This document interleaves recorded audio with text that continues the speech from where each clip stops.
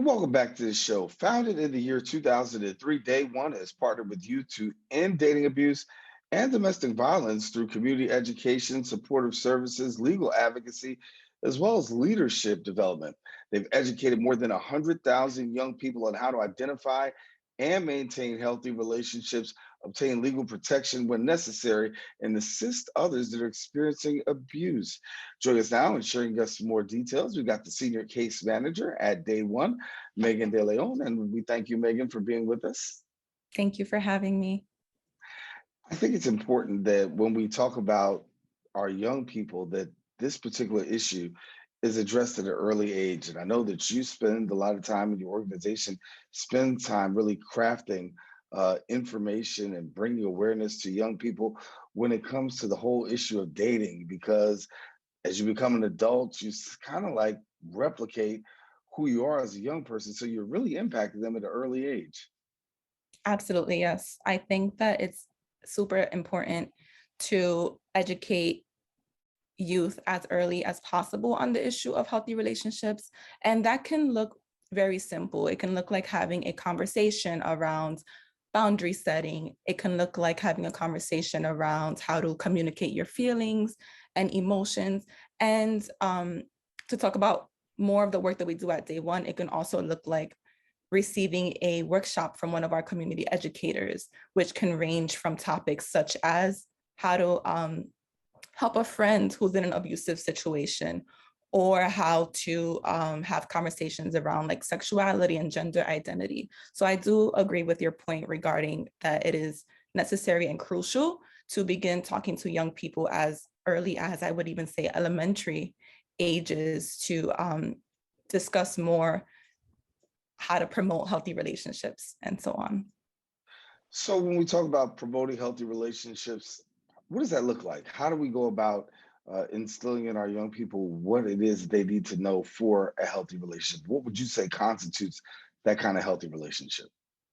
What I would say would be helpful in that is definitely engaging in conversation with youth around boundaries, communication, and feelings. It can also look like pointing out unhealthy relationships, like through the media. We do a lot of that within our workshops, where we would show examples of like unhealthy relationships and compare them to healthy relationships in the media or in like pop culture, because we also have to consider what young people are into and what they are seeing. And oftentimes that does involve us incorporating a lot of what's popular into our material and into our workshops, and even into our conversations with clients as well. And so we talk about relationships, we talk about intimate relationships, and we know young people are intimate at an early age, sometimes unadvisedly, sometimes in a place where they wish they hadn't necessarily gotten to, because you get a place where there's potential for abuse. I want to talk about the word coercion, I want to talk about the word consent, and there is a difference, right? Yes, there definitely is a difference. So consent is basically providing permission or agreeing to an activity, whereas coercion is forcing someone to engage in an activity without their consent.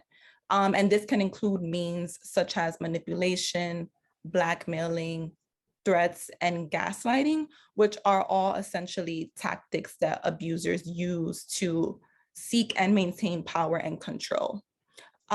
Within coercive acts, there can also be alcohol involved or intimidation, physical force, as well as emotional abuse.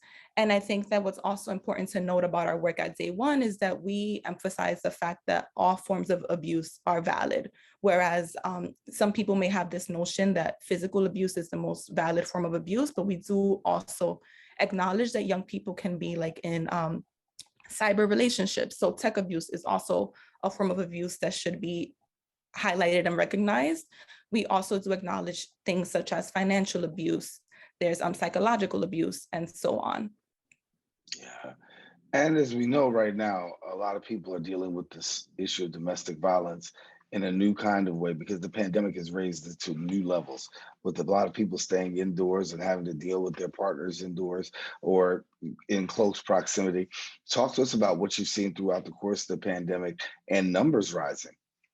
Absolutely. So we have definitely seen an increase in numbers. So to just share statistics, 70%, we have had a 70% increase in our helpline calls in 2019, which would include the first year of the pandemic.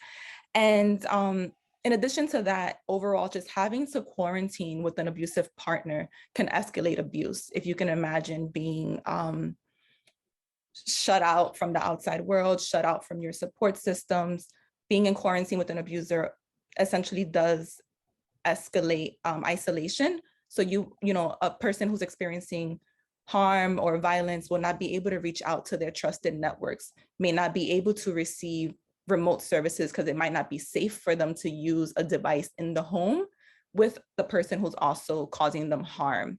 So again, we have seen a 70% increase in our helpline calls. We have also seen that youth, which are the students that we do support and the clients that we support, involved in unhealthy relationships during the pandemic no longer had access or had limited access to trusted adults that they would usually see in schools. And they would also have very limited, if not, they've lost all access to their support networks, such as their friends who they would have spoken to if they were still in a school building. So again, the pandemic has definitely shown us that there has been an increase in domestic violence, and we have seen that through our numbers also increasing as well, our impact And numbers. what, yeah, Megan, what advice do you give to young people right now who may be watching the show saying, listen, I might find myself in a situation that isn't so healthy. I need help. I need to try to get out or to be able to maneuver. What advice do you have for them? I would encourage anyone, any young person to check out our website, which is day1ny.org. On our website, we do have several ways that you can get in contact with one of our staff members at Day One. We also do have the number to our helpline and our text line, which we find that young people tend to utilize our text line a lot to reach out to us. And I want to say that if you need someone to talk to, don't hesitate to contact us. It is important that you have a trusted adult or a trusted friend who can provide you with support if you are in an unhealthy or toxic relationship. We also do have an Instagram account, which is Day1NY.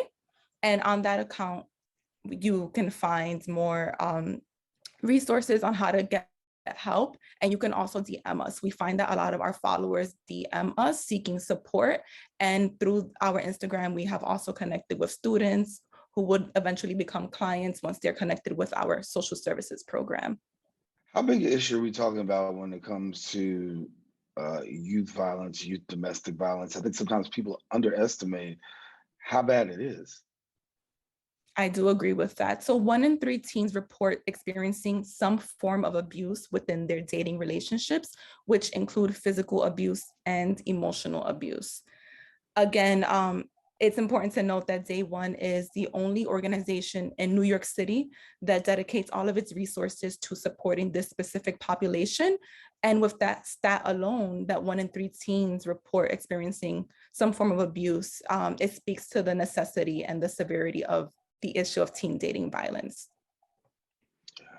Megan, a lot of helpful information that you dispatched to us here today. Thank you for joining us. And of course, we want to make sure that everybody gets this kind of information, particularly our young people. It's amazing to know the things that they're contending with. I often say that they're dealing with more than we ever had to deal with in our generation. But the good news is that there are resources around to be able to help them out. So, Megan, thank you so much for being with us and sharing.